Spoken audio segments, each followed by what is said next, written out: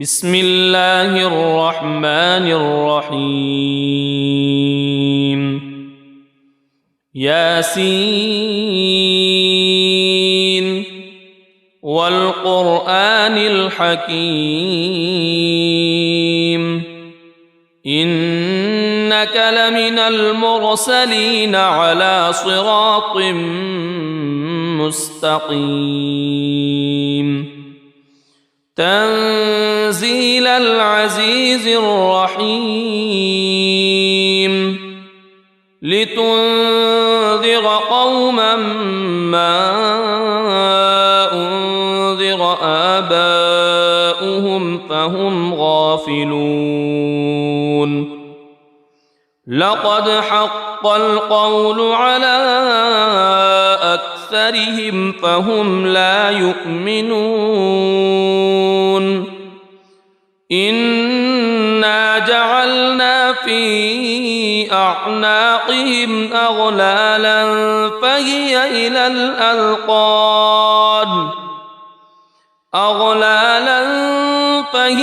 إلى الأذقان فهم مقمحون وجعلنا من بين أيديهم سدا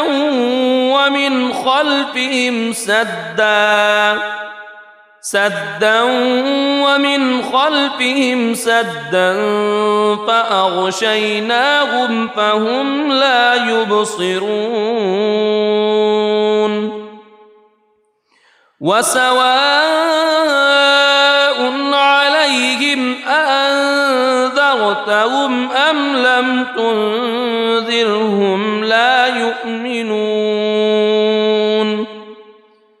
إنما تنذر من اتبع الذكر وخشي الرحمن بالغيب فبشره بمغفرة وأجر كريم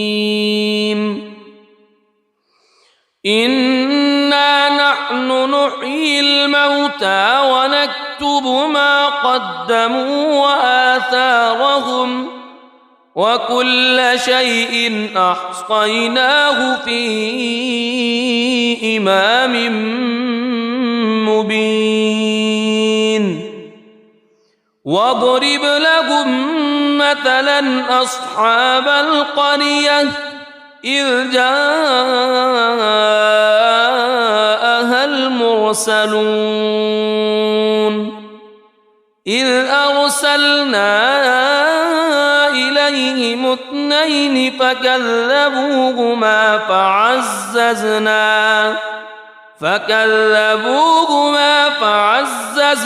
بثالث فقالوا إنا إليكم مرسلون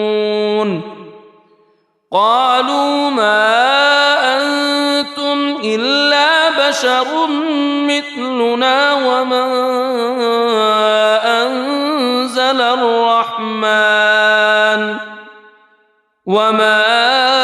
أنزل الرحمن من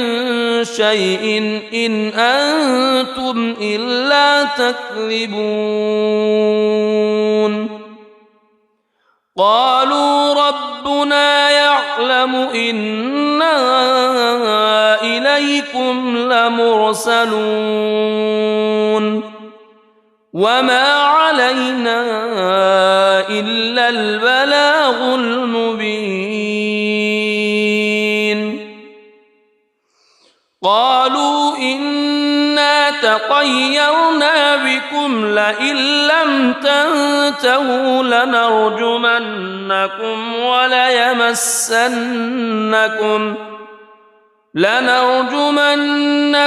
وليمسنكم منا عذاب أليم قالوا طائركم معكم أئن ذكرتم بل أنتم قوم مسرفون وجاء من أقصى المدينة رجل يسعى قال يا قوم اتبعوا المرسلين اتبعوا من لا يسألكم أجرا وهم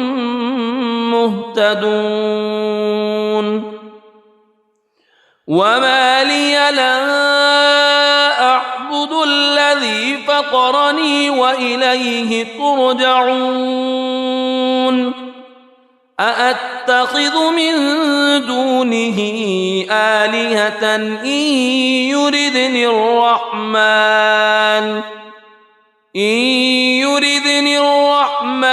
بضر لا تغن عني شفاعتهم شيئا ولا ينقذون إني إذا لفي ضلال مبين إني آمنت بربكم فاسمعون قيل ادخل الجنة قال يا ليت قومي يعلمون بما غفر لي ربي وجعلني من المكرمين وما أنزلنا على قومه من بعده من جند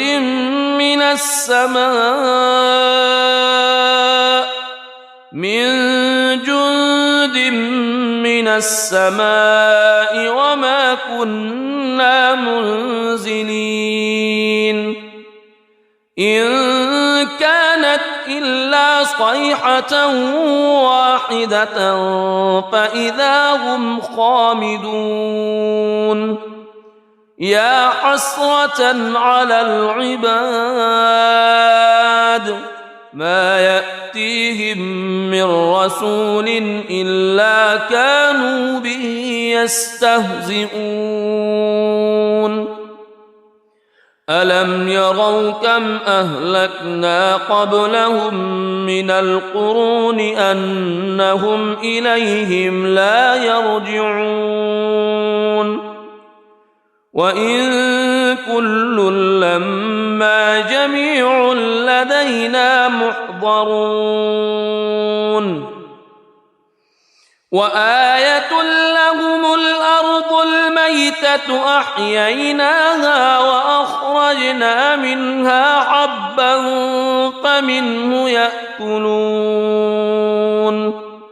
وجعلنا فيها جنات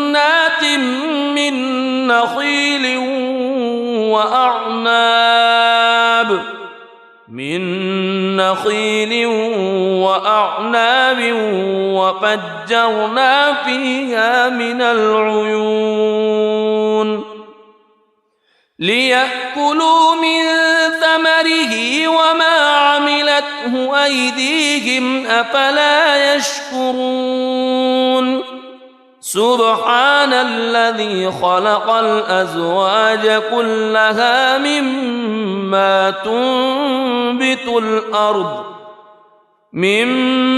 تنبت الأرض ومن أنفسهم ومما لا يعلمون وآية لهم الليل نسلخ منه النهار فإذا هم مظلمون والشمس تجري لمستقر لها ذلك تقدير العزيز العليم والقمر قدرناه منازل حتى عاد كالعرجون القديم لا الشمس ينبغي لها أن تدرك القمر ولا الليل سابق النهار وكل في فلك يسبحون وآية لهم أنا حملنا ذريتهم في الفلك المشحون وخلقنا لهم من مثله ما يركبون وإن نشأ نغرقهم فلا صريخ لهم ولا هم ينقذون إلا رحمة منا ومتاعا إلى حين وإذا قيل لهم اتقوا ما بين أيديكم وما خلفكم لعلكم ترحمون وما تأتيهم من آية من آيات ربهم إلا كانوا عنها معرضين وإذا قيل لهم أنفقوا مما رزقكم الله قال الذين كفروا للذين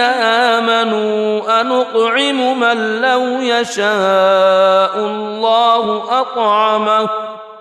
إن أنتم إلا في ضلال مبين ويقولون متى هذا الوعد إن كنتم صادقين ما ينظرون إلا صيحة واحدة تأخذهم وهم يخصمون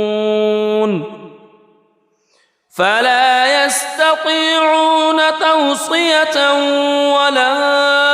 إلى أهلهم يرجعون ونفخ في الصور فإذا هم من الأجداث إلى ربهم ينسلون قالوا يا ويلنا من بعثنا من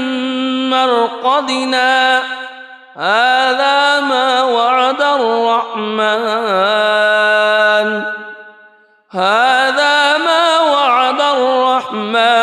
وصدق المرسلون إن كانت إلا صيحة واحدة فإذا هم جميع لدينا محضرون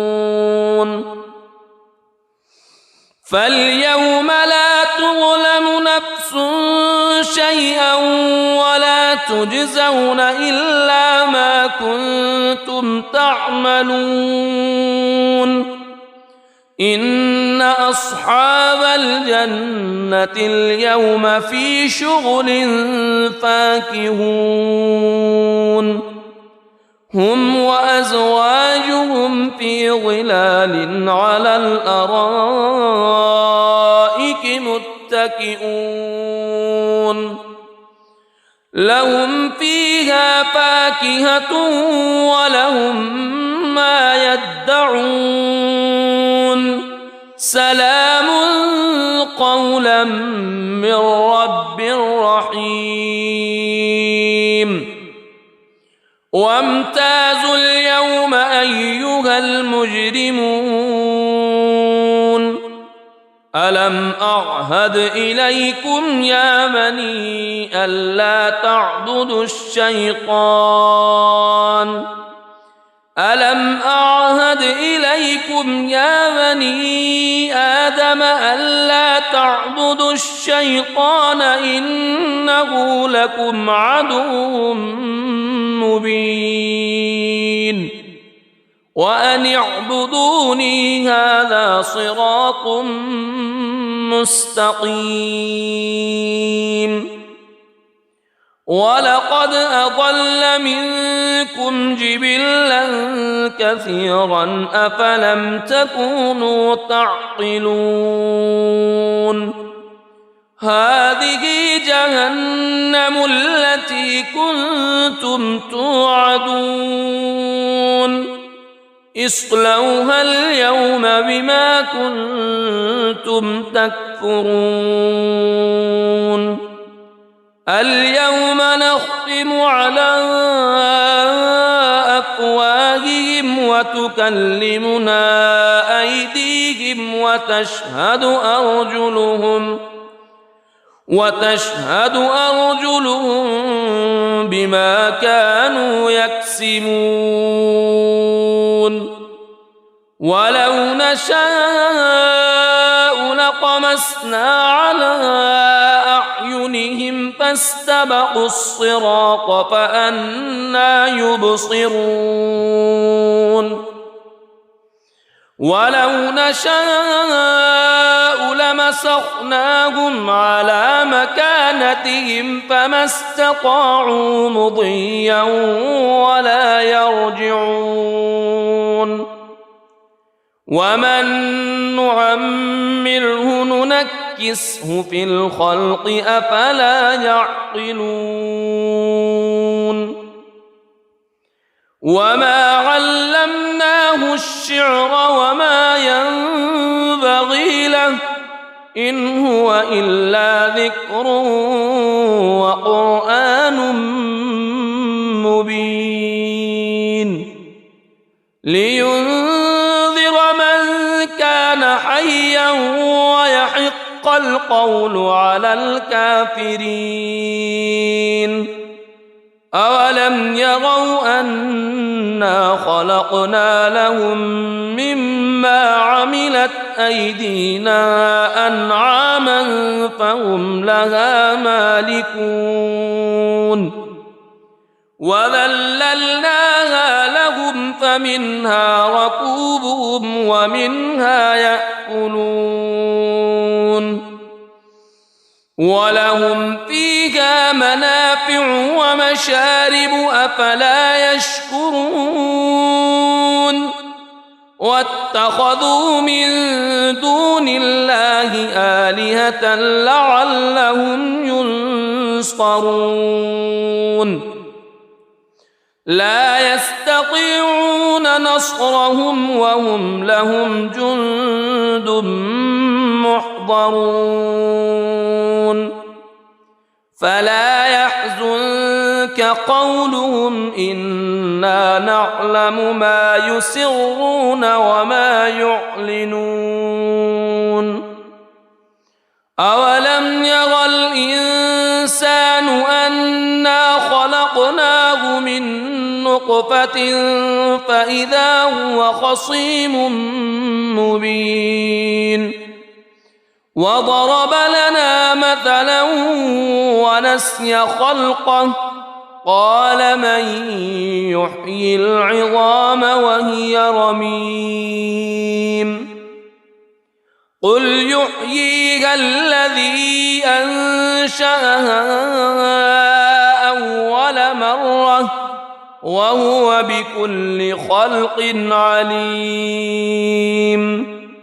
الذي جعل لكم من الشجر الأخضر نارا فإذا أنتم منه توقدون أوليس الذي خلق السماوات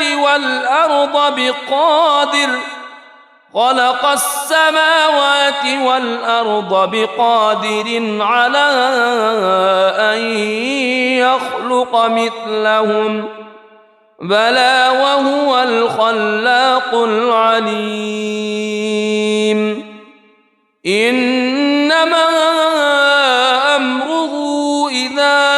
أراد شيئا أن يقول له كن فيكون فسبحان الذي بيده ملكوت كل شيء وإليه ترجعون بسم الله الرحمن الرحيم الرحمن علم القرآن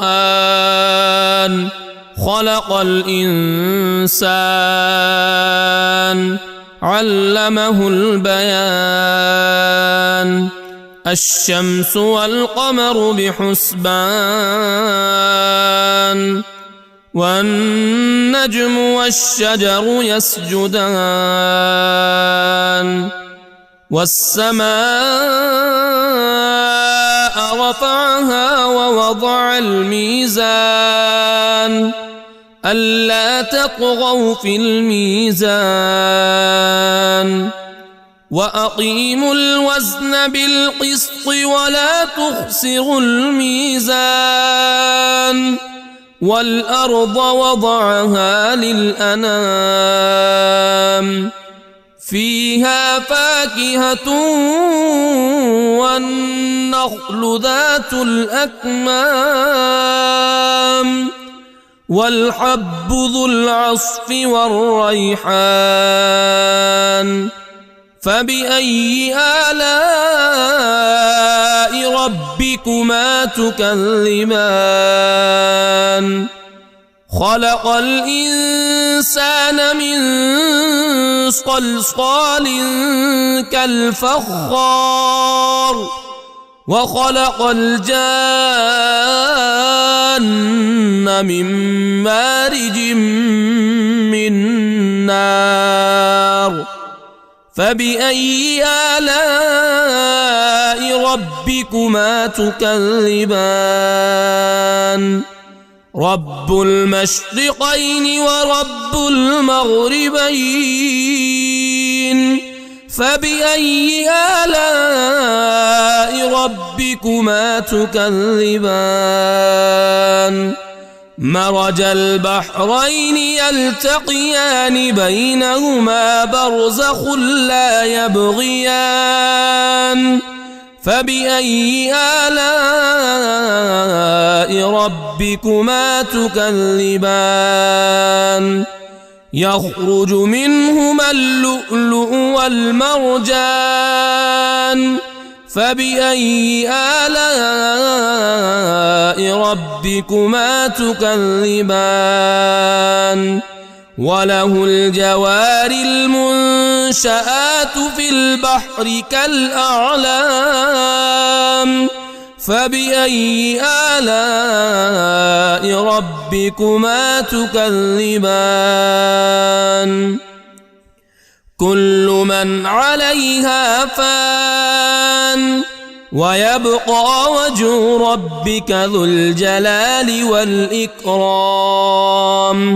فبأي آلاء ربكما تكذبان يسأله من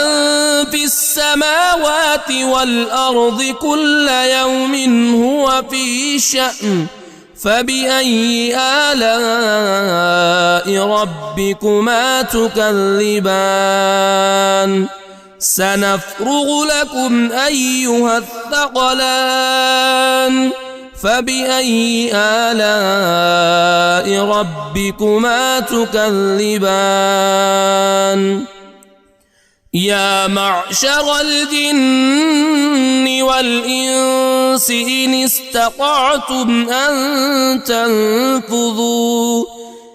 استطعتم أن تنفذوا من أقطار السماوات والأرض فانفذوا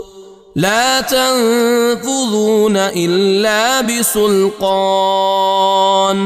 فبأي آلاء ربكما تكذبان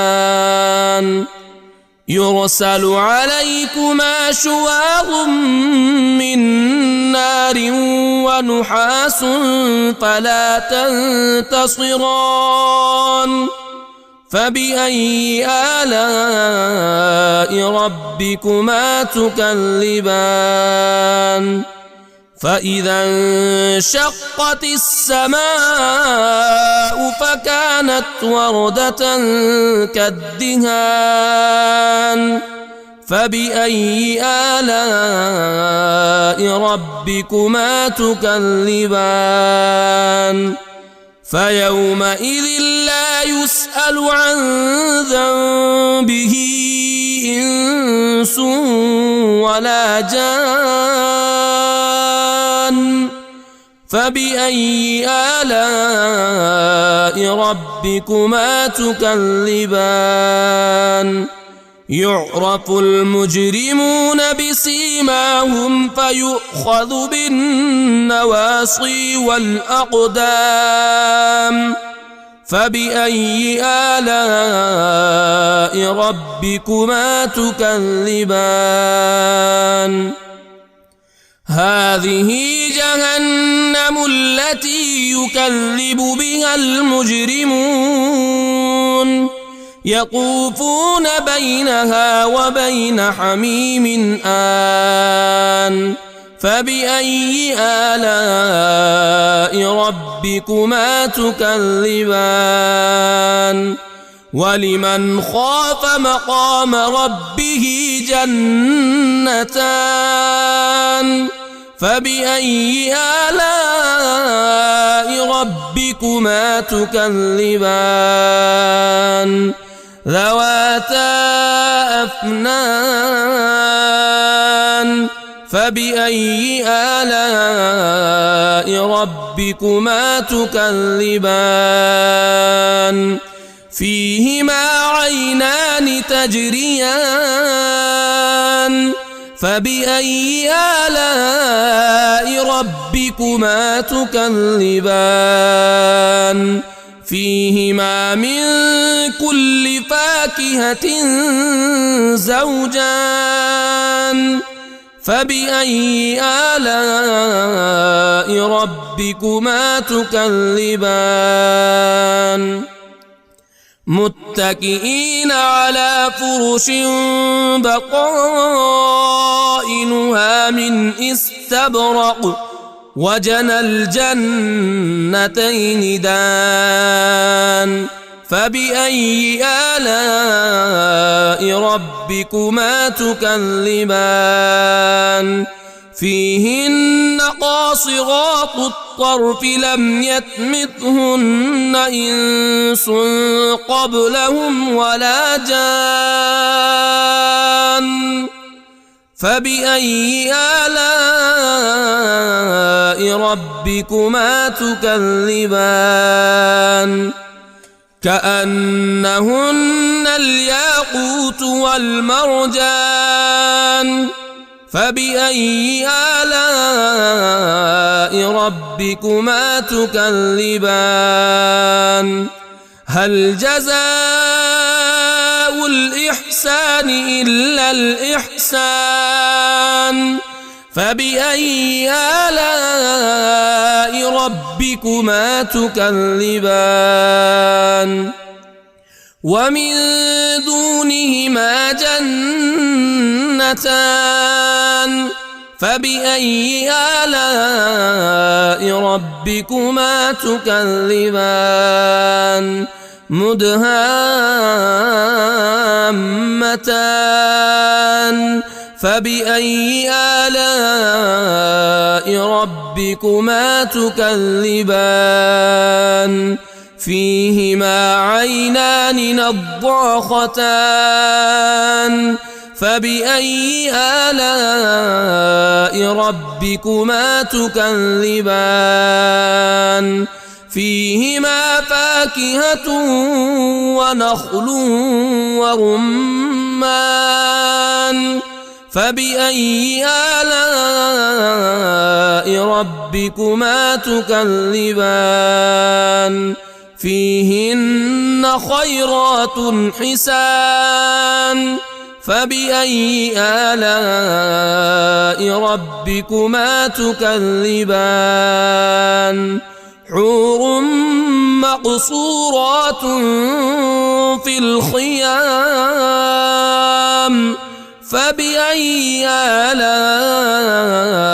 ربكما تكذبان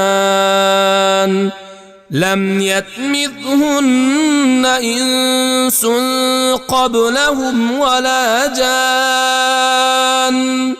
فبأي آلاء ربكما تكذبان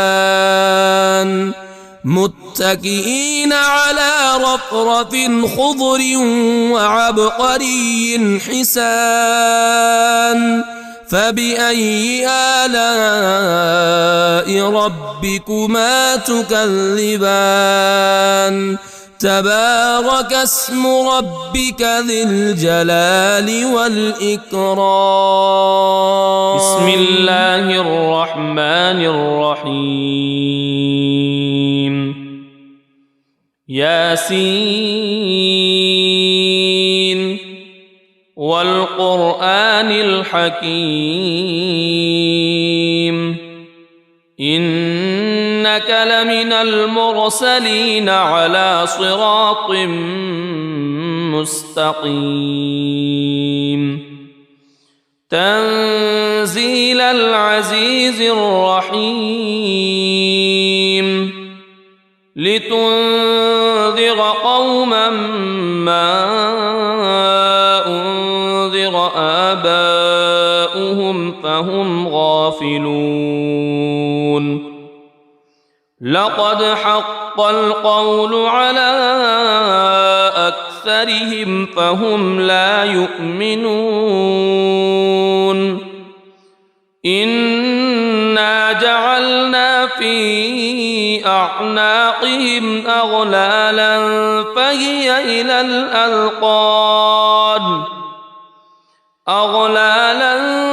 فهي إلى الأذقان فهم مقمحون وجعلنا من بين أيديهم سدا ومن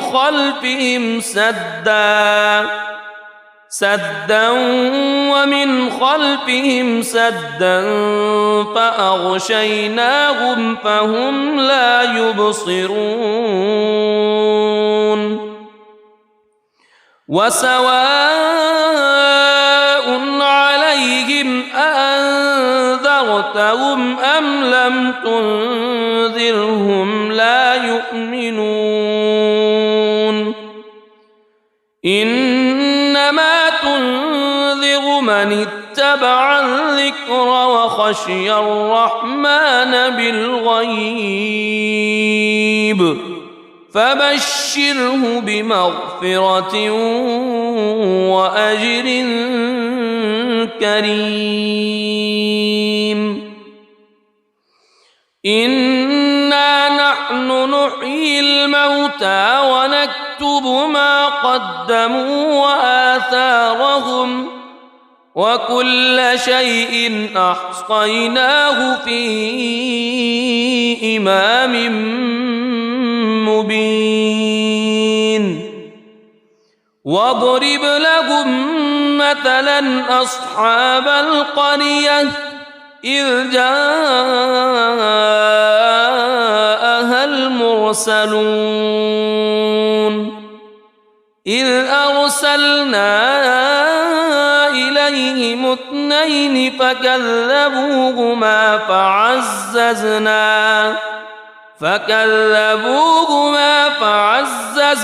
بثالث فقالوا إنا إليكم مرسلون قالوا ما أنتم إلا بشر مثلنا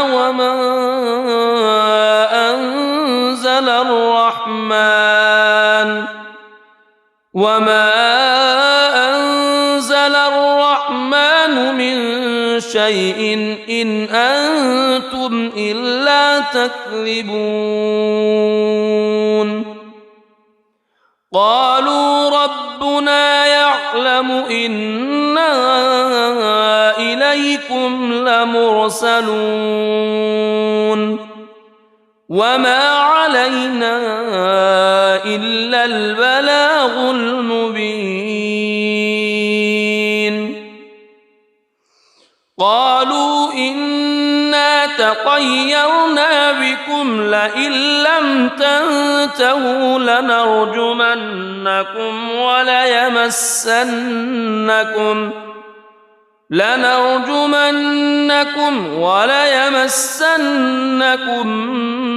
منا عذاب أليم قالوا طائركم معكم أئن ذكرتم بل أنتم قوم مسرفون وجاء من أقصى المدينة رجل يسعى قال يا قوم اتبعوا المرسلين اتبعوا من لا يسألكم أجرا وهم مهتدون وما لي لا أعبد الذي فطرني وإليه ترجعون أأتخذ من دونه آلهة إن يردني الرحمن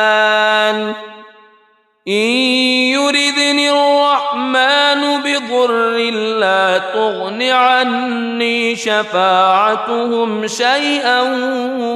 ولا ينقذون إني إذا لفي ضلال مبين إني آمنت بربكم فاسمعون قيل ادخل الجنة قال يا ليت قومي يعلمون بما غفر لي ربي وجعلني من المكرمين وما أنزلنا على قومه من بعده من جند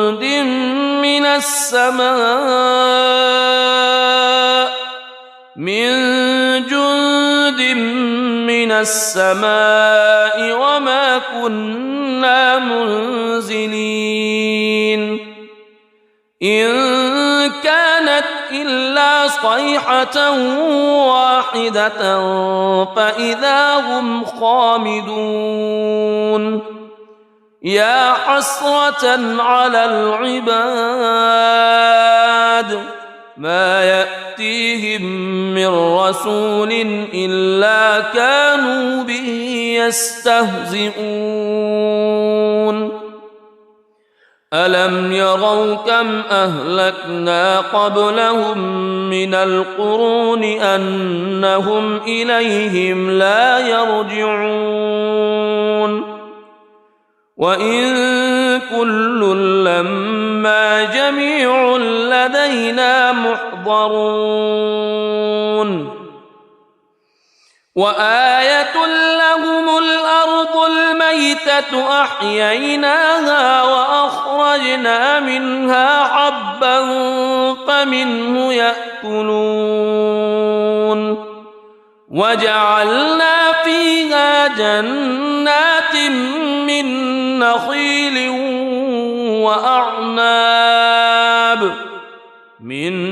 نخيل وأعناب وفجرنا فيها من العيون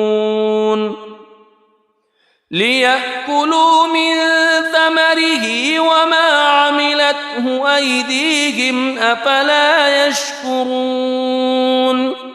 سبحان الذي خلق الأزواج كلها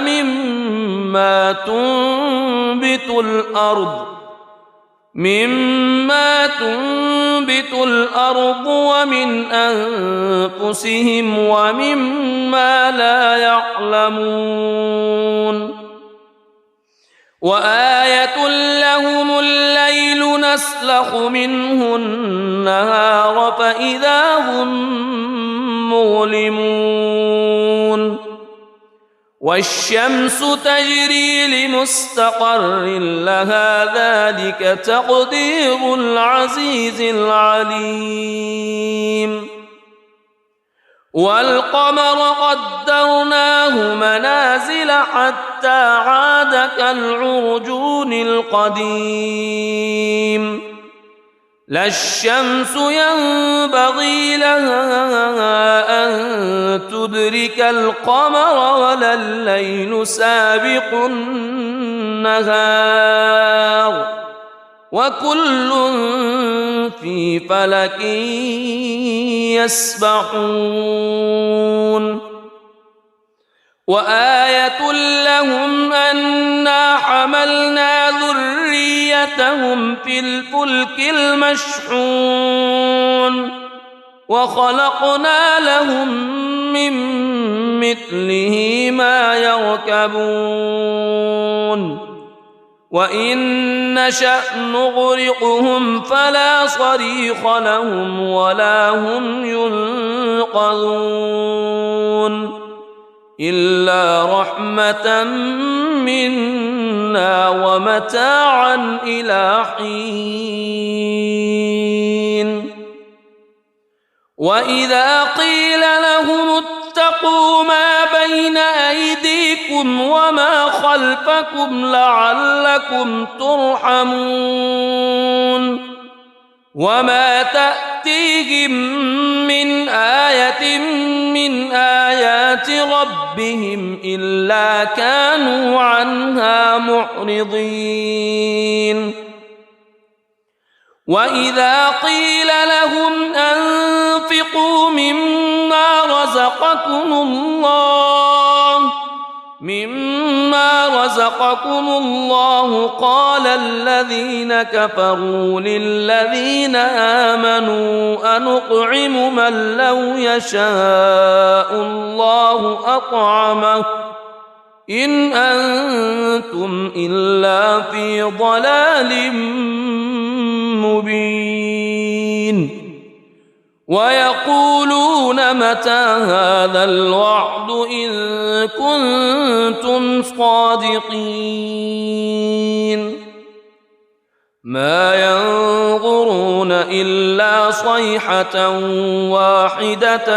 تأخذهم وهم يخصمون فلا يستطيعون توصية ولا إلى أهلهم يرجعون ونفخ في الصور فإذا هم من الأجداث إلى ربهم ينسلون قالوا يا ويلنا من بعثنا من مرقدنا هذا ما وعد الرحمن وصدق المرسلون إن كانت إلا صيحة واحدة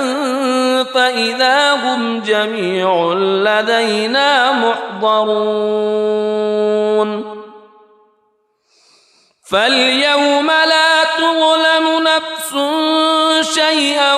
ولا تجزون إلا ما كنتم تعملون إن أصحاب الجنة اليوم في شغل فاكهون هم وأزواجهم في ظلال على الأرائك متكئون لهم فيها فاكهة ولهم ما يدعون سلام قولا من رب رحيم وامتازوا اليوم أيها المجرمون ألم أعهد إليكم يا بني ألا تعبدوا الشيطان ألم أعهد إليكم يا بني آدم ألا تعبدوا الشيطان إنه لكم عدو مبين وأن اعبدوني هذا صراط مستقيم ولقد أضل منكم جبلا كثيرا أفلم تكونوا تعقلون هذه جهنم التي كنتم توعدون اصلوها اليوم بما كنتم تكفرون اليوم نختم على أفواههم وتكلمنا أيديهم وتشهد أرجلهم بما كانوا يكسبون ولو نشاء لطمسنا على أعينهم فاستبقوا الصراط فأنى يبصرون ولو نشاء لمسخناهم على مكانتهم فما استطاعوا مضيا ولا يرجعون ومن نعمره ننكسه في الخلق أفلا يعقلون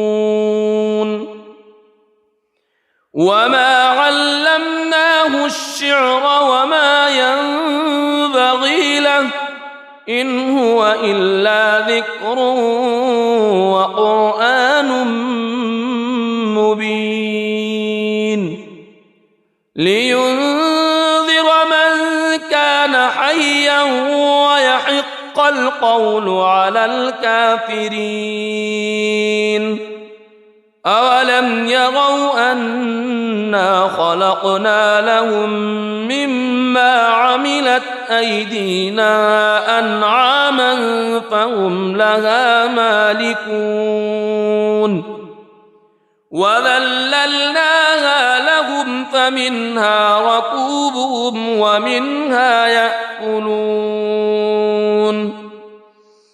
ولهم فيها منافع ومشارب أفلا يشكرون واتخذوا من دون الله آلهة لعلهم ينصرون لا يستطيعون نصرهم وهم لهم جند محضرون فلا يحزنك قولهم إنا نعلم ما يسرون وما يعلنون أولم ير الإنسان أنا خلقناه من نطفة فإذا هو خصيم مبين وضرب لنا مثلا ونسي خلقه قال من يحيي العظام وهي رميم قل يحييها الذي أنشأها أول مرة وهو بكل خلق عليم الذي جعل لكم من الشجر الأخضر نارا فإذا أنتم منه توقدون أوليس الذي خلق السماوات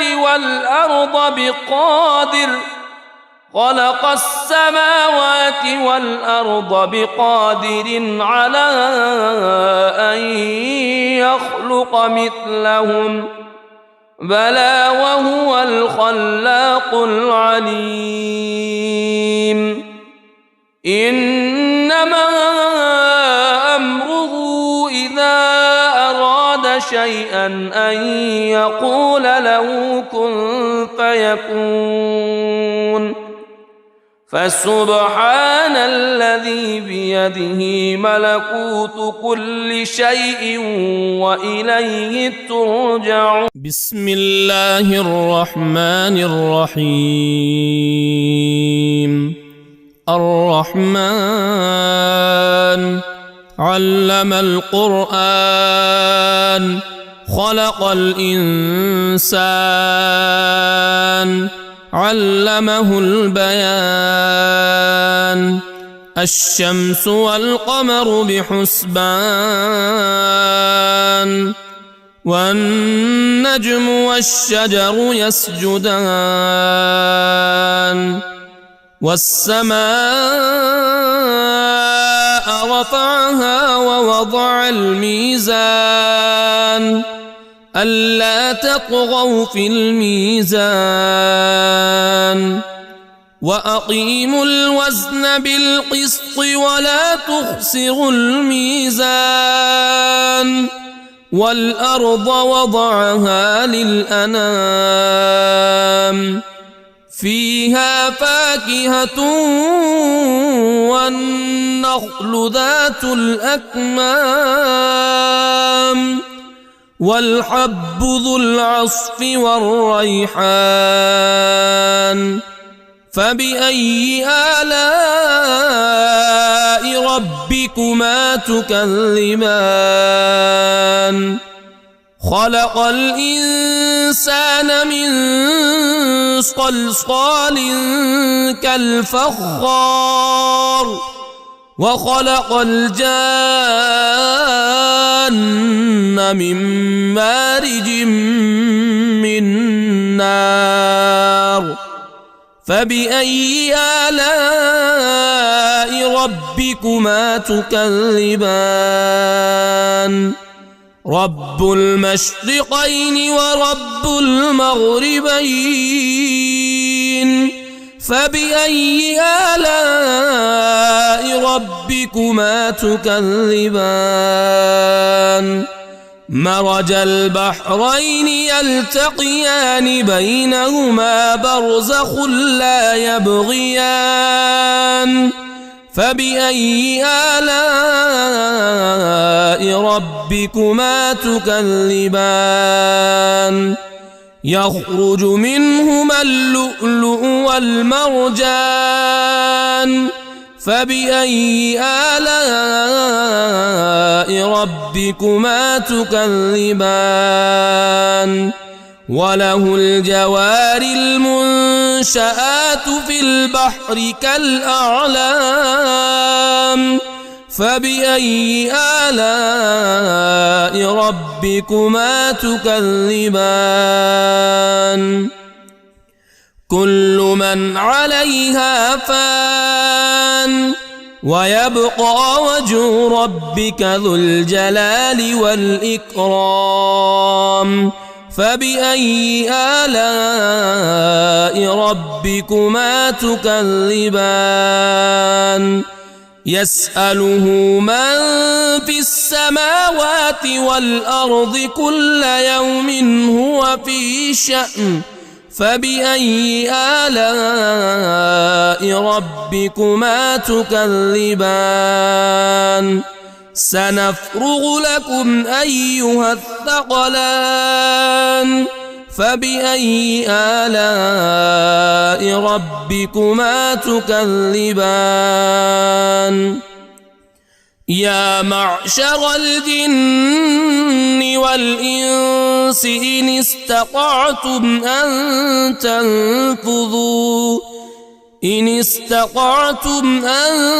تنفذوا من أقطار السماوات والأرض فانفذوا لا تنفذون إلا بسلطان. فبأي آلاء ربكما تكذبان؟ يرسل عليكما شواظ من نار ونحاس فلا تنتصران. فبأي آلاء ربكما تكذبان؟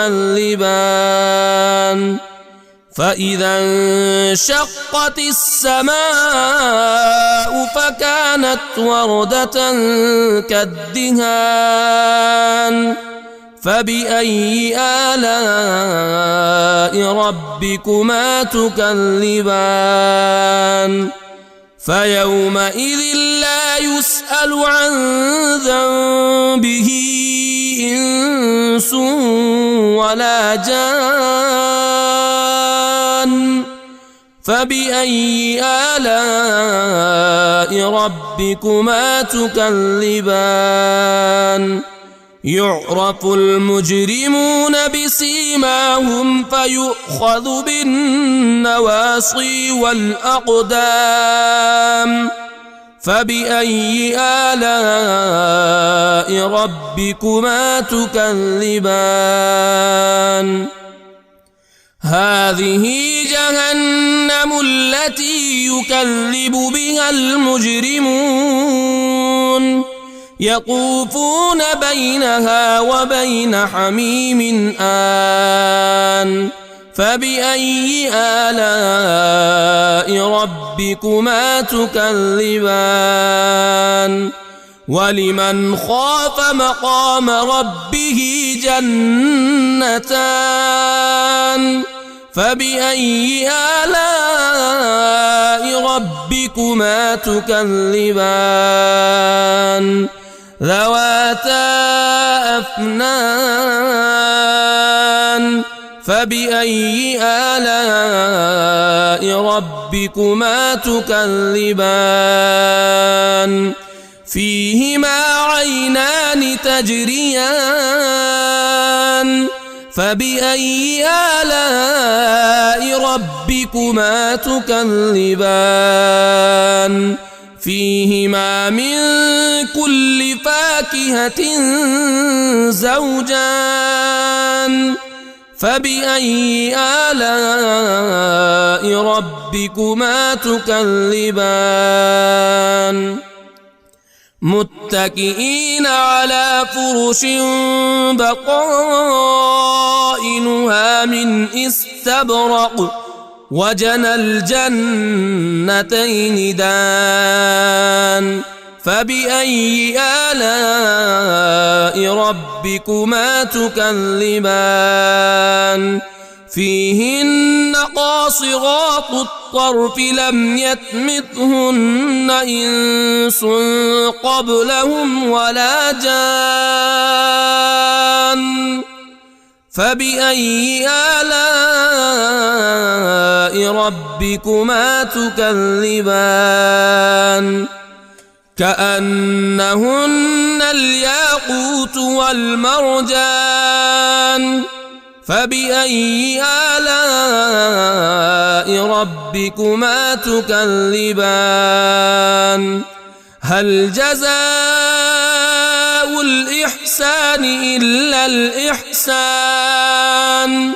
فبأي آلاء ربكما تكذبان ومن دونهما جنتان فبأي آلاء ربكما تكذبان مدهامتان فبأي آلاء ربكما تكذبان فيهما عينان نضاختان فبأي آلاء ربكما تكذبان فيهما فاكهة ونخل ورمان فبأي آلاء ربكما تكذبان فيهن خيرات حسان فبأي آلاء ربكما تكذبان حور مقصورات في الخيام فبأي آلاء ربكما تكذبان لم يطمثهن إنس قبلهم ولا جان فبأي آلاء ربكما تكذبان متكئين على رفرف خضر وعبقري حسان فبأي آلاء ربكما تكذبان تبارك اسم ربك ذي الجلال والإكرام بسم الله الرحمن الرحيم ياسين والقرآن الحكيم إنك لمن المرسلين على صراط مستقيم تنزيل العزيز الرحيم لتنذر قوما ما أنذر آباؤهم فهم غافلون لقد حق القول على أكثرهم فهم لا يؤمنون إنا جعلنا في أعناقهم أغلالا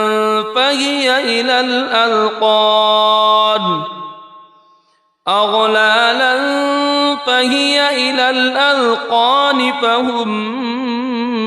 مقمحون وجعلنا من بين أيديهم سدا ومن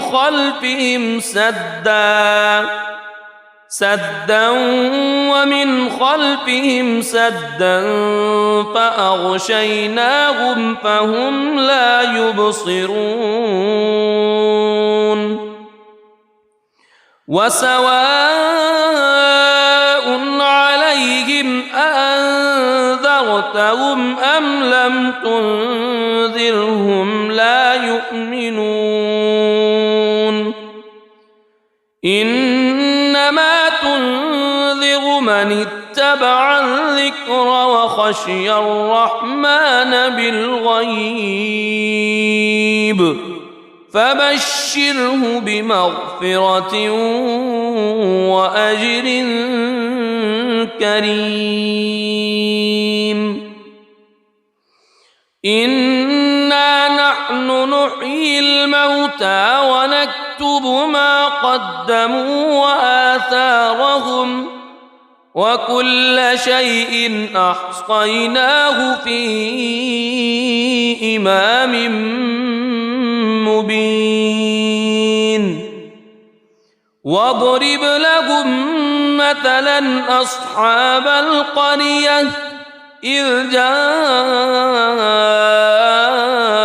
المرسلون إذ أرسلنا إليهم اثنين فكذبوهما فعززنا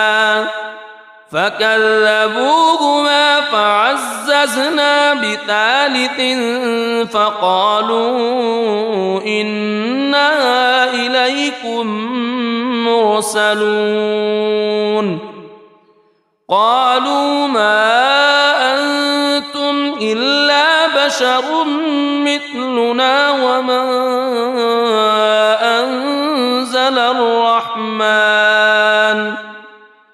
وما أنزل الرحمن من شيء إن أنتم إلا تكذبون قالوا ربنا يعلم إنا إليكم لمرسلون وما علينا علينا إلا البلاغ المبين قالوا إنا تطيرنا بكم لئن لم تنتهوا لنرجمنكم وليمسنكم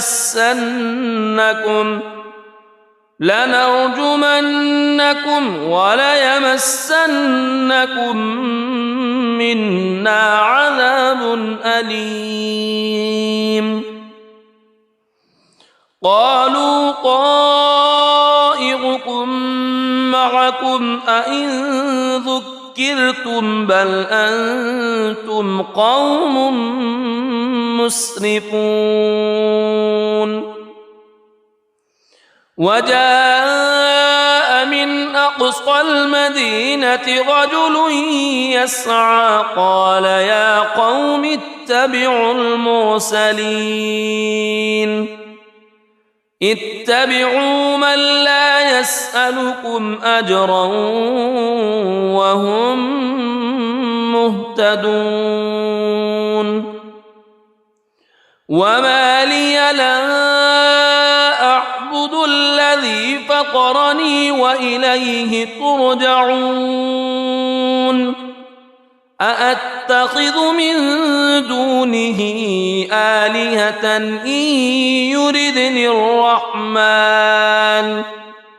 إن يردني الرحمن بضر لا تغن عني شفاعتهم شيئا ولا ينقذون إني إذا لفي ضلال مبين إني آمنت بربكم فاسمعون قيل ادخل الجنة قال يا ليت قومي يعلمون بما غفر لي ربي وجعلني من المكرمين وما أنزلنا على قومه من بعده من جند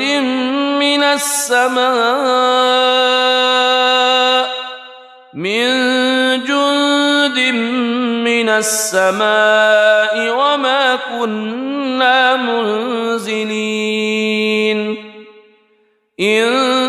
كانت إلا صيحة واحدة فإذا هم خامدون يا حسرة على العباد ما يأتيهم من رسول إلا كانوا به يستهزئون ألم يروا كم أهلكنا قبلهم من القرون أنهم إليهم لا يرجعون وإن كل لما جميع لدينا محضرون وآية لهم الأرض الميتة أحييناها وأخرجنا منها حبا فمنه يأكلون وجعلنا فيها جنات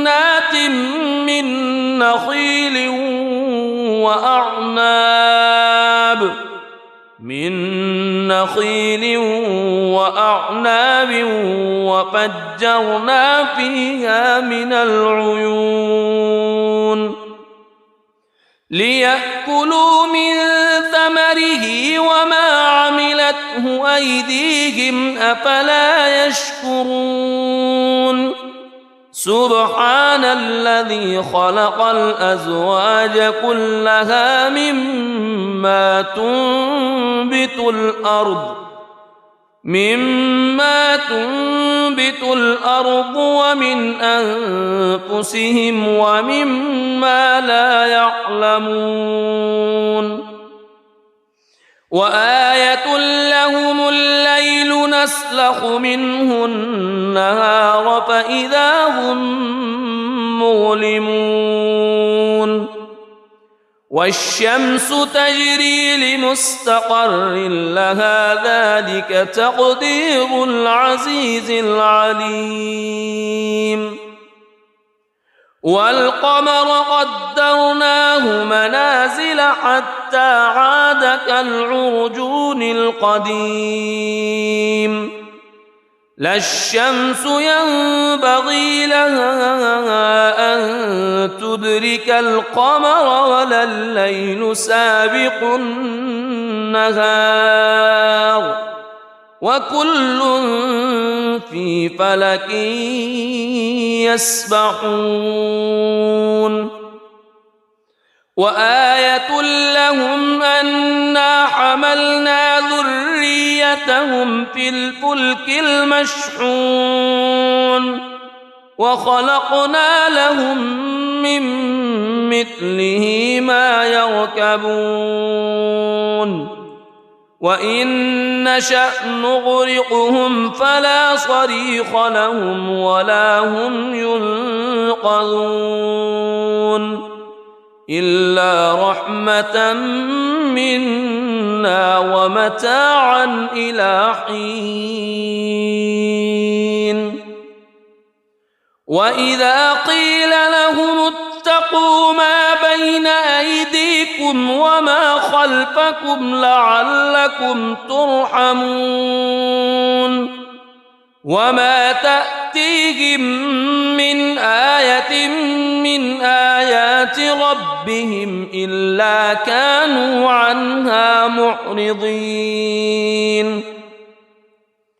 وإذا قيل لهم أنفقوا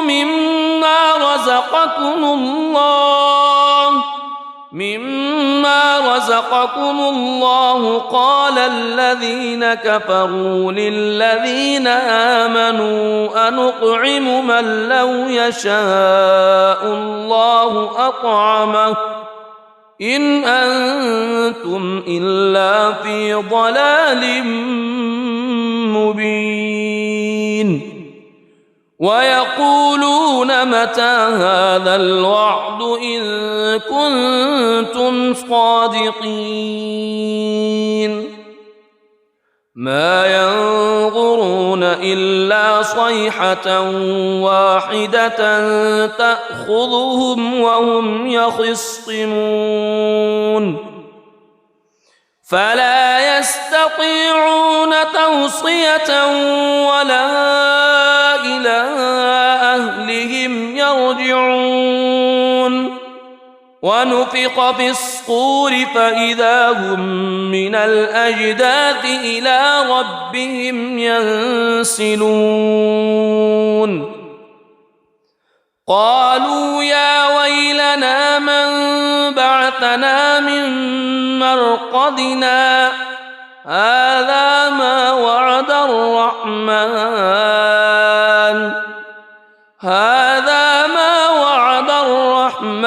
وصدق المرسلون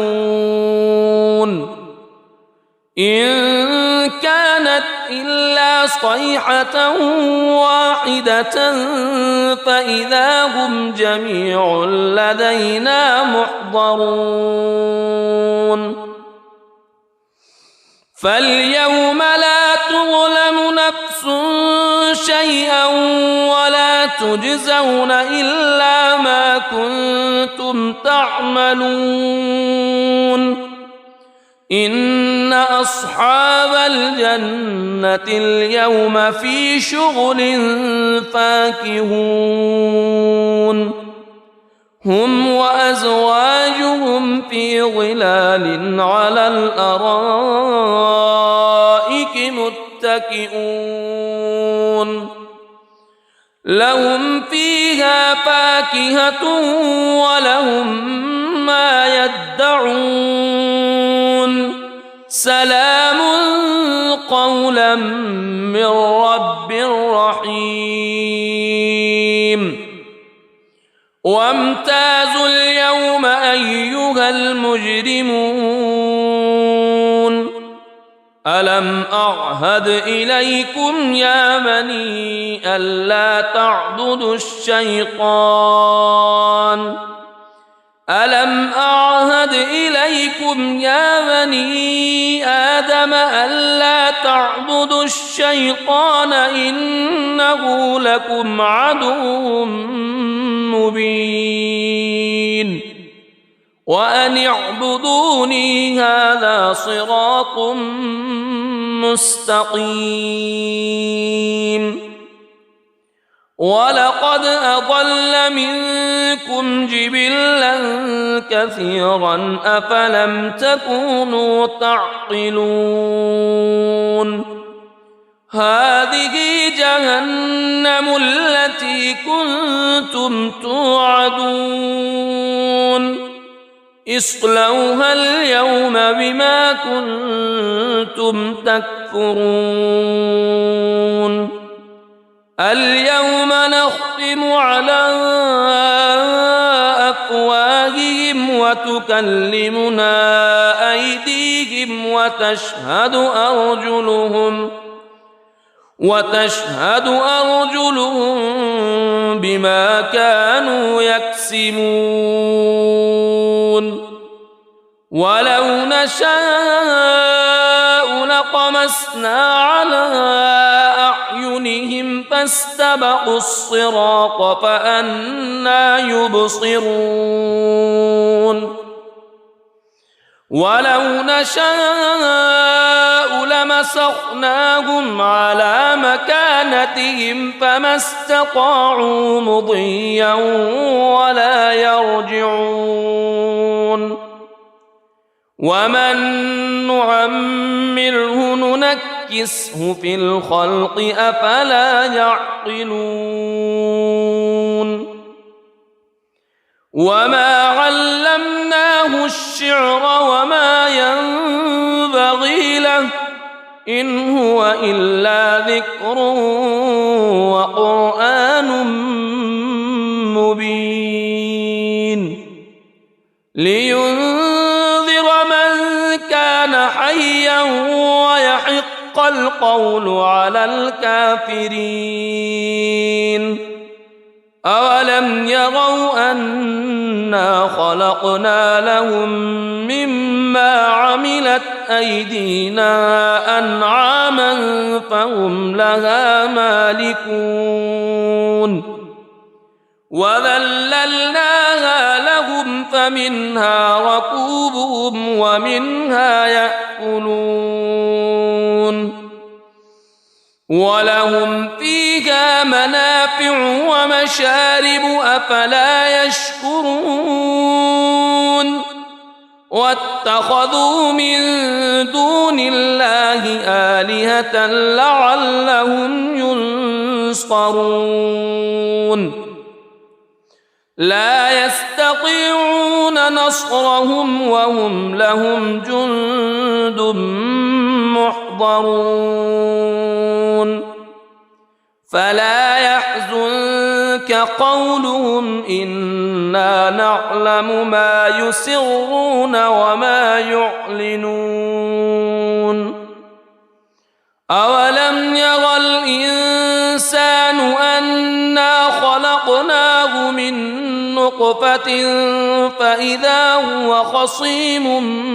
مبين وضرب لنا مثلا ونسي خلقه قال من يحيي العظام وهي رميم قل يحييها الذي أنشأها أول مرة وهو بكل خلق عليم الذي جعل لكم من الشجر الأخضر نارا فإذا أنتم منه توقدون أوليس الذي خلق السماوات والأرض خلق السماوات والأرض بقادر على أن يخلق مثلهم بلى وهو الخلاق العليم إنما أمره إذا أراد شيئا أن يقول له كن فيكون فسبحان الذي بيده ملكوت كل شيء وإليه ترجعون. بسم الله الرحمن الرحيم. الرحمن علم القرآن خلق الإنسان علمه البيان الشمس والقمر بحسبان والنجم والشجر يسجدان والسماء رفعها ووضع الميزان ألا تطغوا في الميزان وأقيموا الوزن بالقسط ولا تخسروا الميزان والأرض وضعها للأنام فيها فاكهة والنخل ذات الأكمام والحب ذو العصف والريحان فبأي آلاء ربكما تكذبان خلق الإنسان من صلصال كالفخار وخلق الجان من مارج من نار فبأي آلاء ربكما تكذبان رب المشرقين ورب المغربين فبأي آلاء ربكما تكذبان مرج البحرين يلتقيان بينهما برزخ لا يبغيان فبأي آلاء ربكما تكذبان يخرج منهما اللؤلؤ والمرجان فبأي آلاء ربكما تكذبان وله الجوار المنشآت في البحر كالأعلام فبأي آلاء ربكما تكذبان كل من عليها فان ويبقى وجه ربك ذو الجلال والإكرام فبأي آلاء ربكما تكذبان يسأله من في السماوات والأرض كل يوم هو في شأن فبأي آلاء ربكما تكذبان سنفرغ لكم أيها الثقلان فبأي آلاء ربكما تكذبان يا معشر الجن والإنس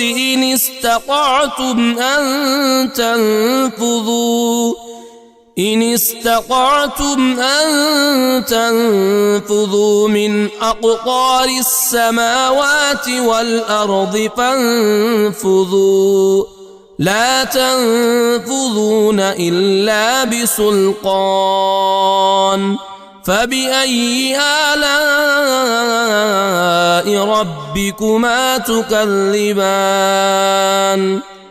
يرسل عليكما شواظ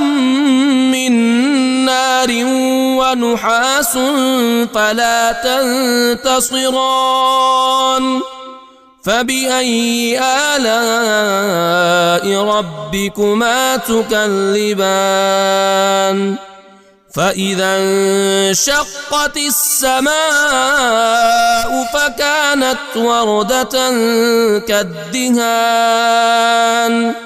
فبأي آلاء ربكما تكذبان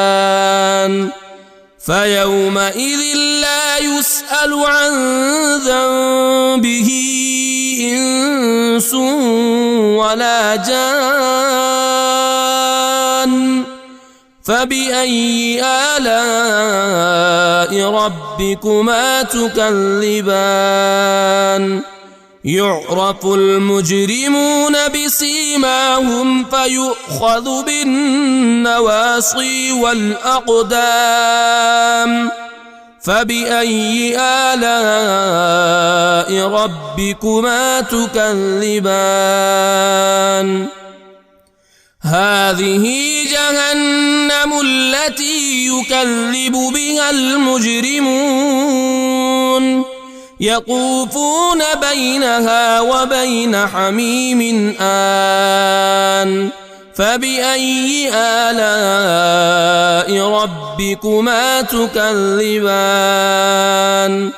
ولمن خاف مقام ربه جنتان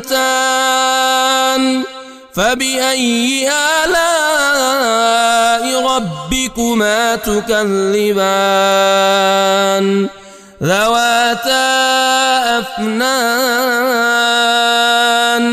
فبأي آلاء ربكما تكذبان فيهما عينان تجريان فبأي آلاء ربكما تكذبان فيهما من كل فاكهة زوجان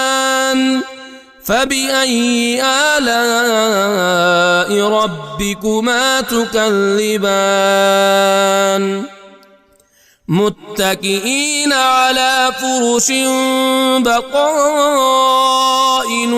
من استبرق وجنى الجنتين دان فبأي آلاء ربكما تكذبان فيهن قاصرات الطرف لم يطمثهن إنس قبلهم ولا جان فبأي آلاء ربكما تكذبان كأنهن الياقوت والمرجان فبأي آلاء ربكما تكذبان هل جزاء الإحسان إلا الإحسان فبأي آلاء ربكما تكذبان ومن دونهما جنتان فبأي آلاء ربكما تكذبان مدهامتان فبأي آلاء ربكما تكذبان فيهما عينان نضاختان فبأي آلاء ربكما تكذبان فيهما فاكهة ونخل ورمان ورمان فبأي آلاء ربكما تكذبان فيهن خيرات حسان فبأي آلاء ربكما تكذبان حور مقصورات في الخيام فبأي آلاء ربكما تكذبان لم يطمثهن إنس قبلهم ولا جان فبأي آلاء ربكما تكذبان متكئين على رفرف خضر وعبقري حسان فبأي آلاء ربكما تكذبان تبارك اسم ربك ذي الجلال والإكرام.